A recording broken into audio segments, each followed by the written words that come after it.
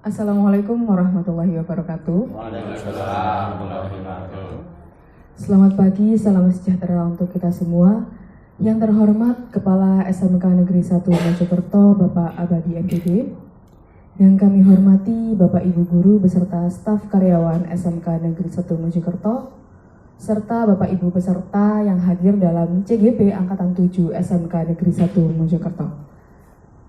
Sebelum kita mulai acara pada pagi hari ini, marilah kita berdoa terlebih dahulu agar kegiatan kita hari ini bisa diberi kelancaran dan keberkahan.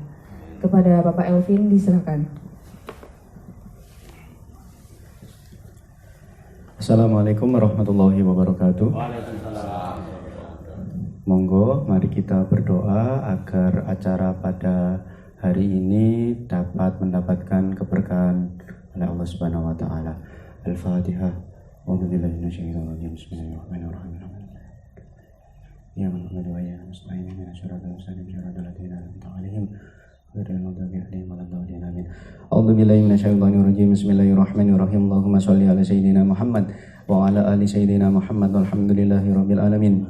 Allahumma shalli ala sayyidina Muhammadin salatan tunjina biha min jami'il ahwali wal afat wa taqtilana biha jami'al hajat wa tutahhiruna biha min jami'is sayiat wa tarfa'una biha indaka a'la darajat wa tuballighuna biha aqsal ghayat min jami'il khairati fil hayati wa ba'dal mamat.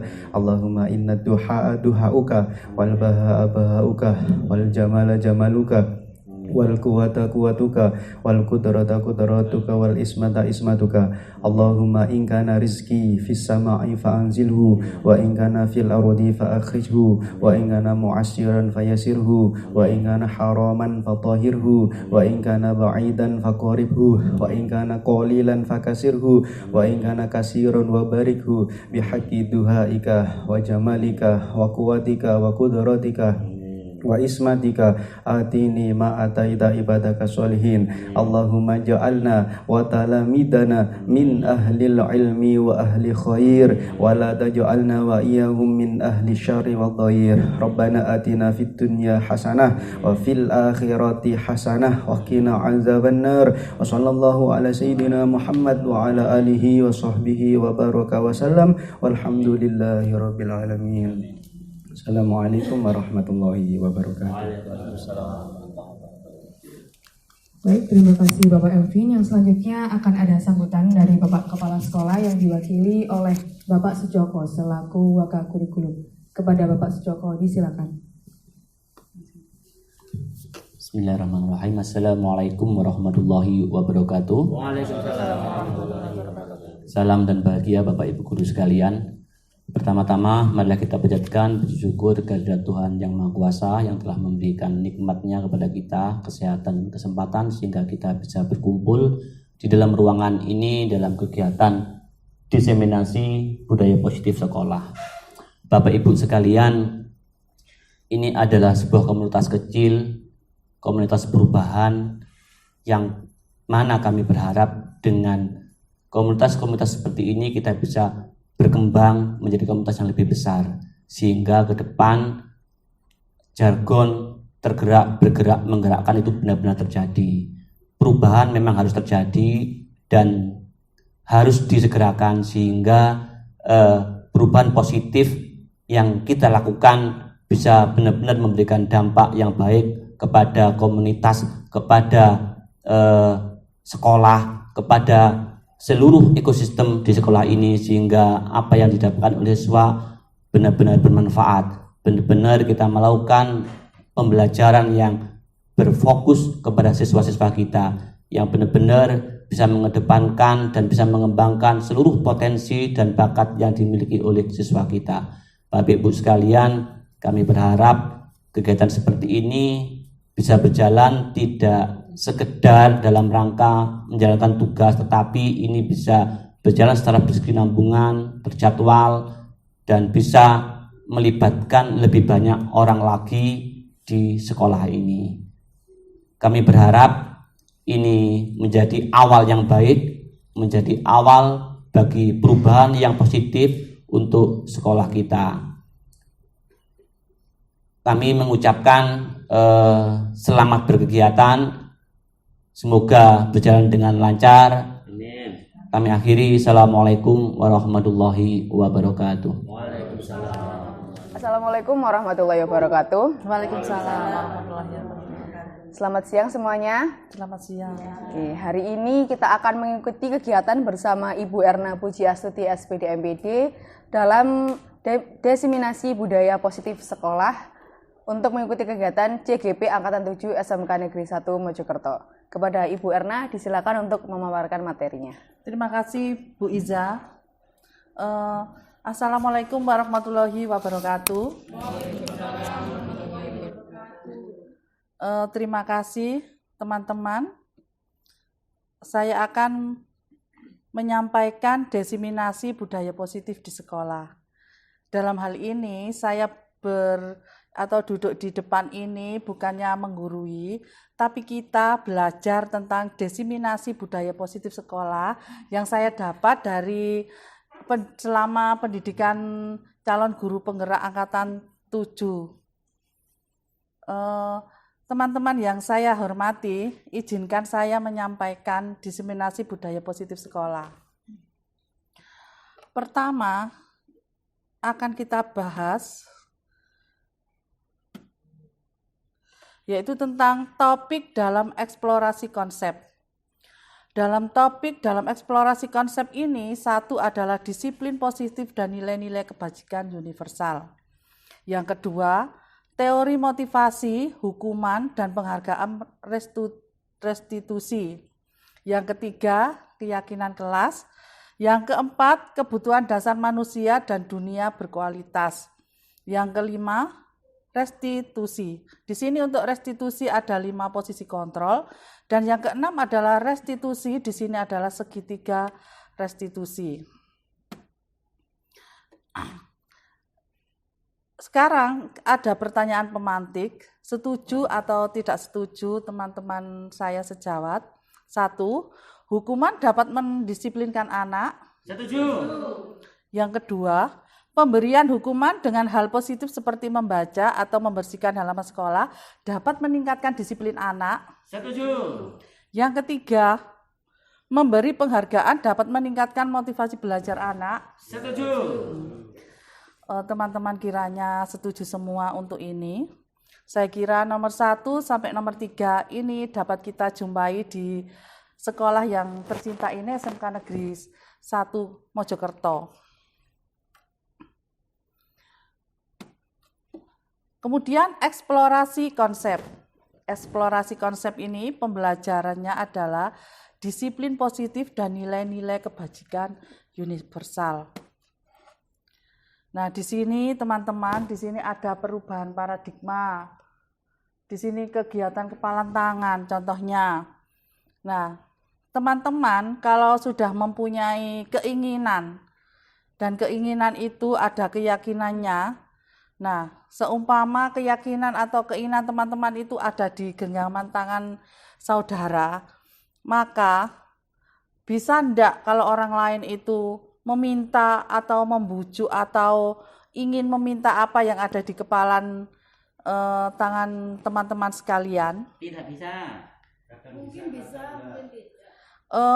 Coba untuk Bu Purwati, kenapa Anda kok tidak mau memberikan kepalan tangan yang berisi tentang keinginan saudara? Pada saat saya tidak memberikan, mungkin sesuatu yang dalam pengalaman saya sangat penting, sangat berarti, dan saya nggak mau orang lain tahu atau gimana. Tapi kalau dalam pengalaman tangan saya sesuatu yang nggak terlalu penting atau apa, bisa saya berikan ke orang lain. Oh, seperti itu alasan saudara Pupur ya. Saudara Elvin, alasan Anda bagaimana? Teman saya sejawat. Menurut saya tergantung dengan apa yang dipertahankan dan siapa yang meminta. Oh, seperti itu ya Pak ya. Oh iya. Iya. Iya. Seperti itu ya. Pak Yusuf, kenapa kok enggak mau memberikan ke orang lain kepalan tangan Anda saudara itu seperti itu Pak Yusuf? Apa yang ada di dalam kepalan? Karena bagi saya apa yang saya pegang di dalam kepala saya itu sangat penting dan saya akan mempertahankan supaya orang lain tidak bisa mengetahuinya. Oh, seperti itu ya. Seperti itu ya, teman-teman ya, Pak Yusuf ya. Oke. Kemudian lagi ini setelah perubahan paradigma, ini ada perubahan paradigma stimulus respon teori kontrol atau teori pilihan. Siapa sesungguhnya yang memiliki kontrol? Yang pertama adalah stimulus respon. Di sini kita mencoba mengubah orang agar berpandangan sama dengan kita. Pendapat seperti itu, kalau menurut saya, kita tidak boleh memaksa kehendak kepada murid atau teman kita. Untuk Bu Dwi, apakah Anda setuju dengan pendapat saya seperti itu, Bu Dwi? Ini, iya, mencoba mengubah agar orang lain berpandangan sama dengan kita itu sama sesuai apa enggak dengan pendapat Bu Dwi?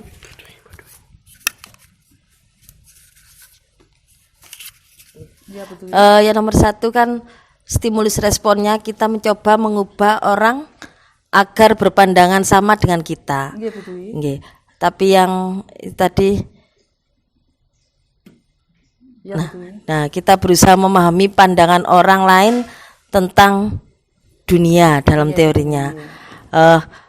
Pertanyaan panjenengan tadi, stimulus itu apakah sama atau tidak gitu ya? Iya.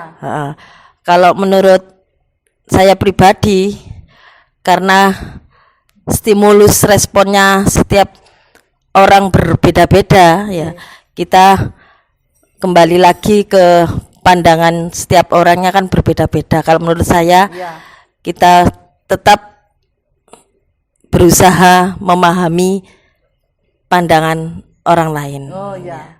Berarti pendapat Bu Dwi dengan pendapat saya sama. Biarkan anak itu belajar sesuai bakat dan minatnya. Ya. Sebagai guru BK, Bu Dwi harus bagaimana kalau seperti itu, bakat dan minat anak?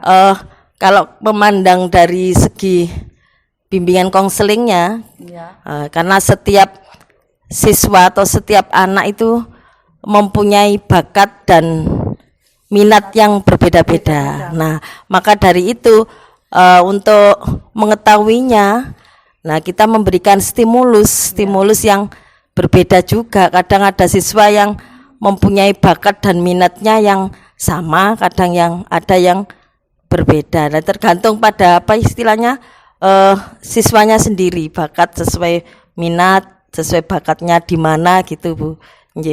Jadi apa ya? Pokoknya setiap siswa mempunyai bakat dan minat yang berbeda, menurut itu. Tanda kutip. Ya.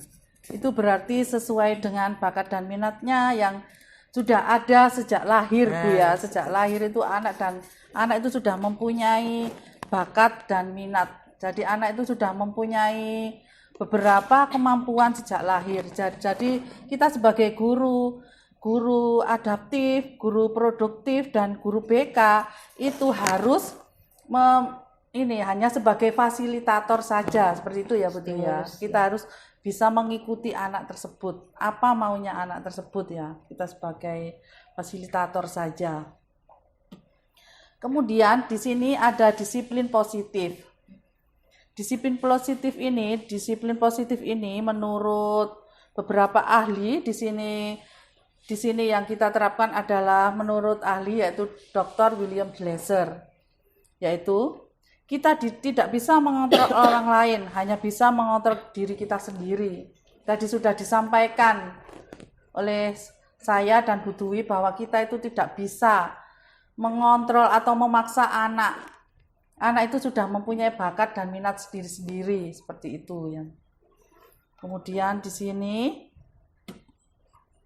arti disiplin itu sendiri itu apa? Disiplin itu adalah belajar. Belajar di sini menurut Socrates dan Plato. Kemudian disiplin diri membuat orang menggali potensinya menuju sebuah tujuan apa yang dia hargai. Seperti itu.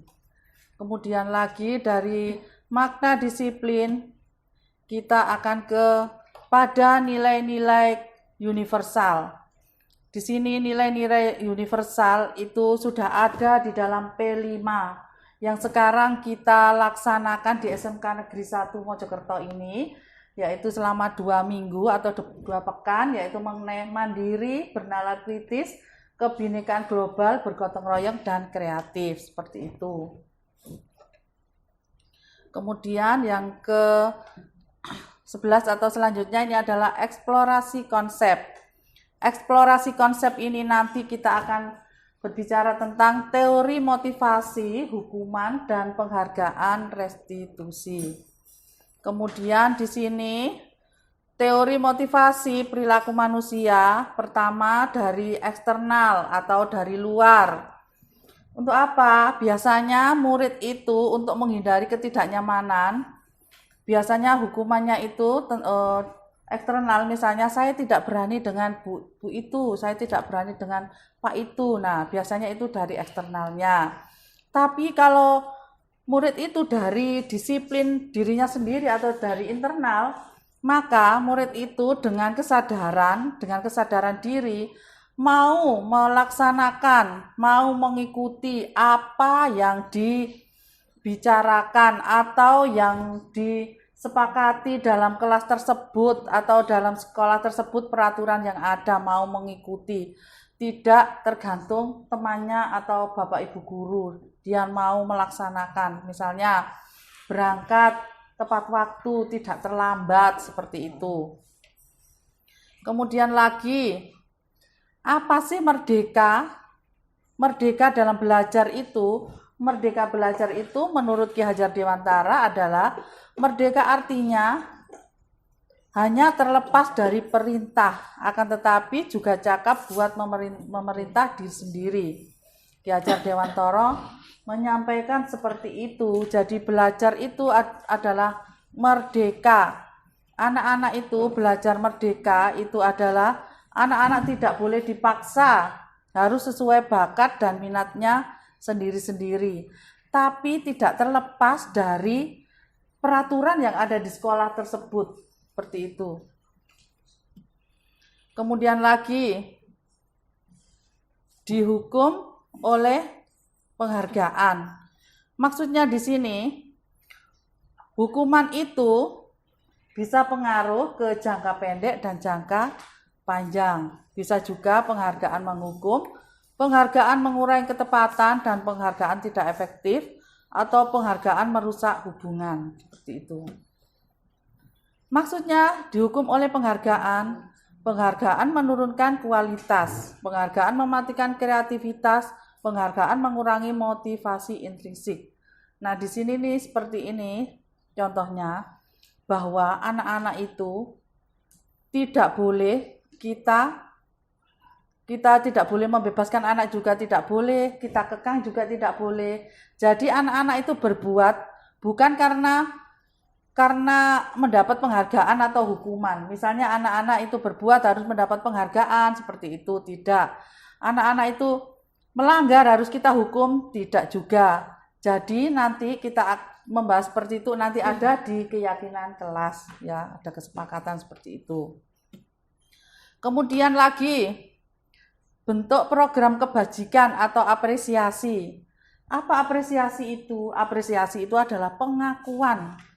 Pengakuan itu, teman-teman di sini, beri dukungan secara khusus, beri dukungan secara pribadi, beri pengakuan kepada semua murid bergantian, beri pengakuan secara konsisten, fokus pada proses, seperti itu. Kemudian contoh pengakuan atau apresiasi kebajikan. Contoh pembukanya, kemarin saya perhatikan, saya menghargai, terima kasih untuk begini pembukanya. Kemudian nilai kebajikannya, rasa empatimu besar sekali, kepedulianmu, rasa tanggung jawabmu, dan sebagainya. Seperti itu kata-kata yang bisa kita ucapkan kepada murid yang mendapatkan suatu keberhasilan. Situasinya pada saat menolong murid baru di kelas kita. Situasinya juga pada saat kita membantu teman-teman kita di suatu sekolah atau murid-murid membantu teman-temannya di suatu kelompok atau tugas kelompok. Pada saat kamu memungut kertas yang berserakan di lantai atau murid, maksud yang saya bicarakan ini adalah murid kita. Kemudian lagi, untuk Bu Iza, tolong Bu Iza, ini merupakan hukuman atau konsekuensi ya Bu Iza ya. mencatat 100 kali di dalam buku kalimat, saya tidak akan terlambat lagi karena terlambat ke sekolah. Termasuk hukuman atau konsekuensi hukuman.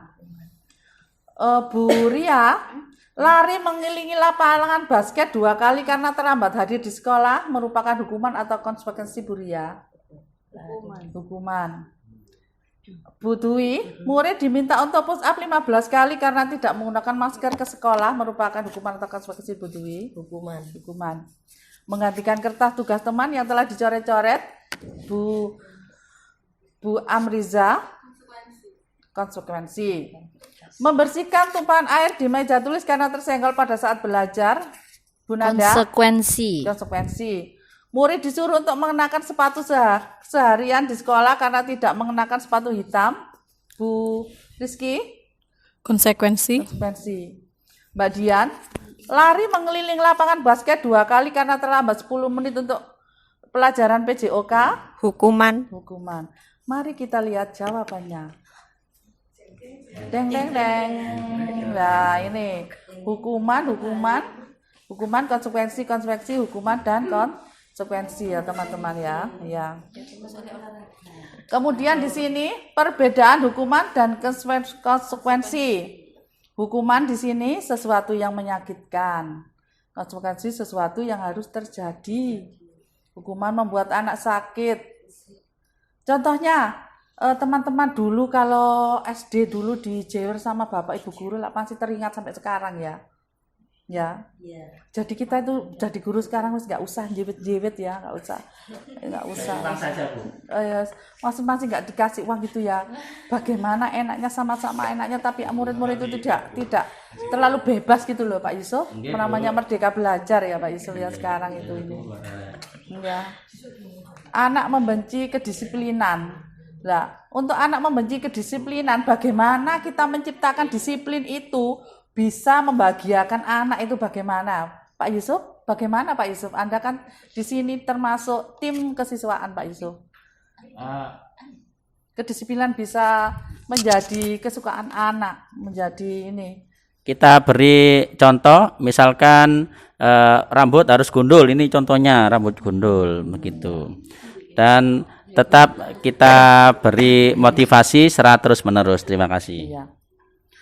Begini juga Pak Yusuf, kalau menurut saya Pak Yusuf, misalnya rambut anak-anak paling nggak suka gundul, tapi ya kita beri gundul itu keren seperti itu loh Pak Yusuf. Jadi anak-anak itu mau gundul gitu ya. Oh ya, sudah jadi tagline-nya SMK 1, gundul wani mati. Nah, seperti itu biar anak-anak itu mau menghargai kedisiplinan yang ada di SMK Negeri 1 seperti itu Pak Yusuf. Iya. Kemudian lagi di sini adalah identitas gagal dan identitas sukses. Sesuatu yang menyakitkan harus terjadi, itu hukuman tadi, konsekuensinya sesuatu harus terjadi. Kemudian restitusinya merupakan pilihan, seperti itu. Sekarang kita bahas tentang restitusi.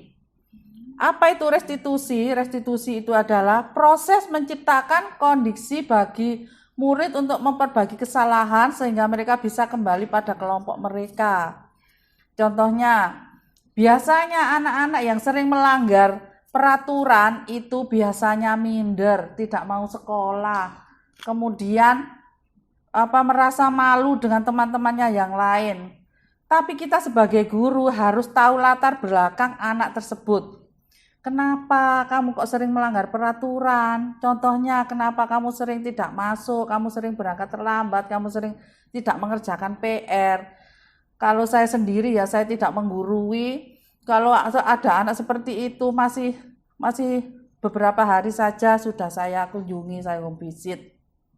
Pulang sekolah situ, saya home visit ke rumah anak tersebut. Ternyata anak itu sering terlambat sekolah, itu karena apa? Karena kalau malam itu bekerja. Nah, bekerja karena biasanya orang tuanya itu juga ya seperti itu keadaannya. Jadi anak itu membantu untuk bekerja mencari uang untuk ini kebutuhan, misalnya kebutuhan sehari-hari untuk adik-adiknya dan sebagainya. Jadi saya itu sering ke rumahnya anak-anak kalau pulang sekolah itu. Kemudian lagi di sini untuk restitusi, bagaimana anak itu kembali ke kelompoknya, saya beri ini penguatan, kamu harus sekolah, karena sekolah itu dapat mengubah dari yang nggak bisa menjadi bisa. Kemudian misalnya kamu ijazah SMP loh, kamu mau kerja apa nanti, kamu bisa sekolah di SMK, dapat ijazah dulu, bisa menjadi pekerjaan yang lebih mapan lagi atau lebih tinggi lagi, misalnya seperti itu. Nanti anaknya itu bisa kembali ke kelas dan tidak minder lagi. Saya beri penguatan. Kemudian ciri-ciri restitusi. Ini sudah saya sampaikan. Ya seperti itu. Saya beri penguatan kepada anak-anak itu. Biasanya saya sebagai wali kelas seperti itu. Kemudian kita bahas tentang keyakinan kelas. Untuk keyakinan kelas ini adalah kesepakatan yang kita buat atau sebagai wali kelas atau guru kelas, kita biasanya membuat kesepakatan dengan murid-murid yang ada di kelas tersebut. Contohnya, kita harus berangkat pagi, kemudian jam berapa sampai berapa kita sudah ada di kelas, harus piket dulu dan sebagainya. Itu namanya keyakinan kelas, tidak boleh dilanggar. Kalau dilanggar, juga ada kesepakatan kelasnya bagaimana keyakinan kelasnya. Jadi keyakinan kelas itu artinya kesepakatan kelas. Kemudian di SMK Negeri 1 ini harus kita tumbuhkan budaya positif. Budaya positif ini lingkungan positif, keyakinan kelas dan peraturan kelas. Untuk lingkungan positif, kita harus di sini, lingkungan positif ini, misalnya anak-anak itu harus membuang sampah pada tempatnya, tidak boleh merokok di lingkungan SMK Negeri 1. Sepeda motor di sana itu, di pintu sana gerbang itu harus dituntun, tidak boleh dinaiki, seperti itu. Harus lingkungan positif seperti itu. Kemudian keyakinan kelas. Untuk keyakinan kelasnya tadi sudah saya jelaskan teman-teman ya, yaitu membuat kesepakatan kelas sama dengan peraturan kelas seperti itu. Kemudian ini contoh kesepakatan kelas. Contoh kesepakatan kelas. Nah, seperti ini contoh keyakinan kelas. Nah, kita bahas kebutuhan dasar manusia. Nah, bagaimana kebutuhan dasar manusia itu supaya tercukupi? Yang pertama adalah kita sebagai manusia tidak luput dari kasih sayang. Jadi kita harus mempunyai rasa kasih sayang kepada semua orang. Jadi menurut di sini kasih sayang itu ada batasannya ya teman-teman ya. Kasih sayang yang bagaimana? Kasih sayang kepada murid ya bagaimana? Kasih sayang kepada suami itu bagaimana? Kasih sayang kepada anak bagaimana? Kasih sayang kepada tetangga, kepada teman itu bagaimana? Kan ada aturannya, ada batas-batasnya ya teman-teman ya. Kemudian kita tidak boleh luput dari kalau Sabtu Minggu itu harus ada kesenangan. Kesenangan itu jalan-jalan, healing. Kita lari pagi ke alun-alun atau kemana saja, tidak jauh-jauh, tipis-tipis saja. Itu pokoknya ini pikiran kita itu fresh. Nanti Senin itu kita masuk itu sudah fresh pikiran kita, tidak marah-marah seperti itu ya. Jadi itu kesenangan kita, hobi kita harus kita jalankan ya anak-anak ya, teman-teman ya. Kemudian sebagai manusia kita harus juga ada penguasaan. Di sini teman-teman juga pasti punya cita-cita putranya itu bagaimana, cita-cita teman-teman sendiri itu apa, itu namanya nanti ada di penguasaan ini. Juga harus ada rasa kebebasan itu juga. Bagaimana teman-teman itu menciptakan kebebasan. Seperti itu. Nah, kasih sayang tadi sudah saya jelaskan. Kemudian eksplorasi 5 posisi kontrol. 5 posisi kontrol ini teman-teman, ini ada penghukum, pembuat orang merasa bersalah, teman, pemantau, dan manajer. Di sini maksudnya penghukum, ini guru ini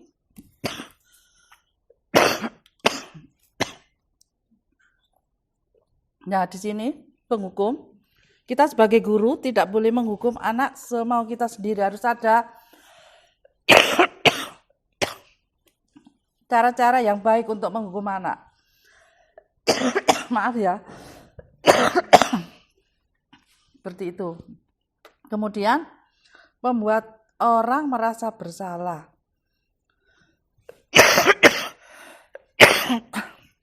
Maaf teman-teman ya, batuk. Kemudian kita sebagai guru, kita tidak boleh merasa sebagai teman dengan murid kita. Alasannya apa? Murid kita nanti akan apa ya? Tidak menghargai kita seperti itu ya. Kemudian 5 pemantau dan manajer.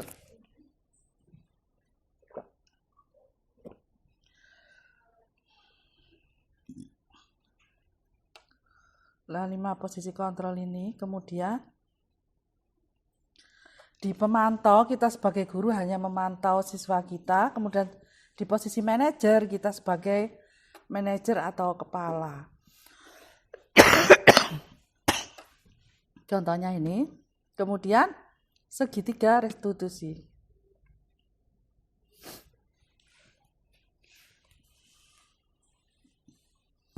Segitiga restitusi ini, kamu tentunya punya alasan mengapa melakukan itu, karena di sini kita mempunyai nilai apa yang telah kita sepakati, dan kamu bukan orang satu-satunya yang pernah melakukan ini, seperti itu. Jadi, untuk anak yang melakukan kesalahan bisa kembali ke kelasnya atau ke kelompok kita. Dan bisa sekolah lagi, tidak mempunyai rasa minder dan sebagainya, seperti itu. Ini, nah ini teman-teman yang bisa saya sampaikan. Mungkin ada pertanyaan dari teman-teman.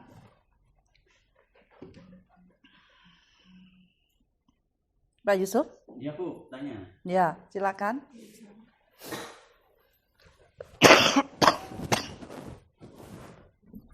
Bagaimana Bu untuk mensiasati anak-anak yang melakukan pelanggaran berulang meskipun kita sudah melakukan pendekatan yang lebih baik lagi? Terima kasih. Begini Pak Yusuf, kalau ada anak yang melakukan pelanggaran berulang-ulang di sekolah ini, coba kita panggil orang tuanya dulu.